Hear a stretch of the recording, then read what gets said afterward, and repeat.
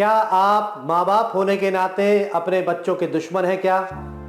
क्या आप उनके दोस्त हैं? क्या आप उनके इंटरेस्ट में इंटरेस्ट दिखा रहे हैं? जरा सोचिए।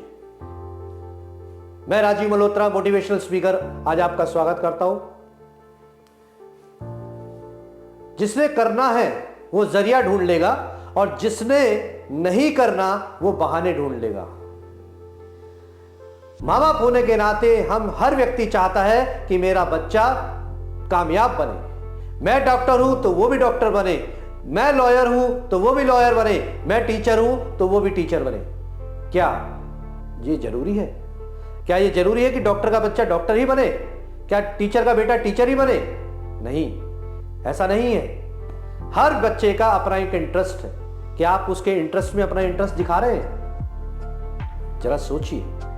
ऐसे बहुत से माँ बाप हैं जिन्होंने अपने बच्चों के इंटरेस्ट में इंटरेस्ट दिखाया और उन्होंने इतिहास रच दिया। अब ये हमें देखना है, ये आप सबको देखना है कि क्या आप अपने बच्चों को इंटरेस्ट पे इंटरेस्ट दिखा रहे हैं। ऐसे बहुत से लोग हैं जिन्होंने अपने इंटरेस्ट पर, अपने रुचि वाले क्षेत्र पर कार्य करा और उन्होंने इतिहास रच दिया। आज मैं उन्हीं इतिहासकारों के बारे में बात करूंगा, उन्हीं इतिहासकारों के बारे में जिनके बारे में आप बहुत कुछ जानते हैं। अब्राहम लिंकन जी हां, अब्राहम लिंकन के बेटे को पेड़ पौधे, जीव जंतु बड़ा ही शौक था।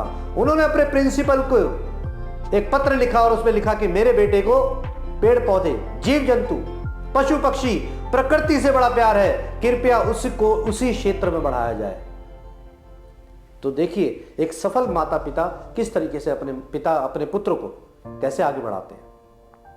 स्वामी विवेकानंद, एक संस्कृत का श्लोक है, रसौ वैस्य है, ज्ञान रस स्वरूप है। ज्ञान रस स्वरूप है। विवेकानंद जी को स्कूली शिक्षा में कोई भी रुचि नहीं थी। उनका जो रस था वो धार्मिक शिक्षा में था और उस रस को पहचाना उनके गुरु परमहंस जी ने। और आप देखिए शिकागो में उन्होंने क्या झंडे गाड़े। तो जिन्होंने अपने रस को पहचान लिया, जिन्होंने अपने क्षेत्र को पहचान लिया, जिन्होंने अपनी रुचि को पहचान लिया, उन्होंने इतिहास बदल डाला। जी हां, सचिन तेंदुलकर आप जानते ही होंगे। सबने बहुत तालियां बजाई है साहब, सबने बहुत तालियां बजाई है। पर कभी आपने ये नहीं देखा होगा कि 16 साल का बच्चा स्टेडियम में जाकर गेम खेलना शुरू करता था। तो रस कहां से पहचाना? उसके गुरु ने उसको साथ दिया, उसके माता पिता ने उसका साथ दिया, उसके क्षेत्र को पहचाना, उसकी रुचि के क्षेत्र को पहचाना और उसको समर्थन दिया। और आप जानते हैं गॉड ऑफ क्रिकेट बोला जाता है, क्रिकेट का देवता, क्रिकेट का भगवान। ना जाने कौन कौन सी संज्ञाएं दी जाती हैं।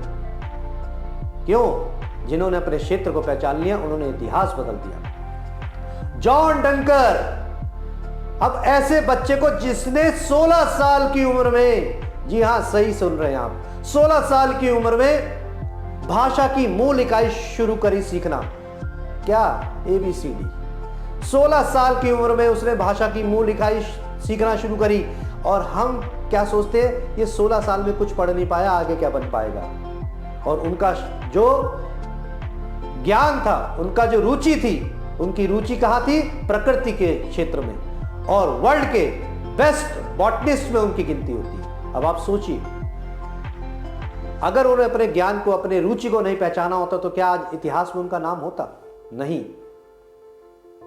उसके बाद हम बात करेंगे जॉन बनियन।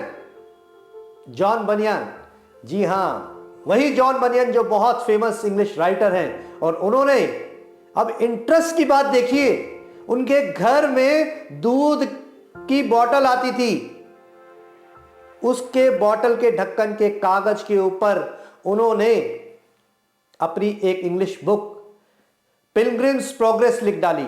नेट पे डाल के सर्च कर लीजिएगा, पिलग्रिम्स प्रोग्रेस। तो उन्होंने अपने रुचि, अपने क्षेत्र को पहचाना और इतिहास बदल डाला। न्यूटन के सब लॉ सब जानते हैं, Newton 1st law, 2nd law, 3rd law, पर उनके संघर्ष को कोई नहीं जानता। भेड़े चराते थे साहब, भेड़े। जब माता पिता को पता लगा कि इसका इंटरेस्ट खोजों में है, वैज्ञानिक पद्धतियों में खोज करने में इसका इंटरेस्ट है, तो इन्होंने माता पिता होने का फर्ज निभाया। उन्होंने खेती करवाना छोड़ दिया और बच्चे के लिए ऐसा माहौल तैयार करा कि बच्चा अपनी वैज्ञानिक खोजें करता रहे। और आज देखिए हर बुक के अंदर आपको न्यूटन्स के लॉ मिलेंगे। तो ये क्या है?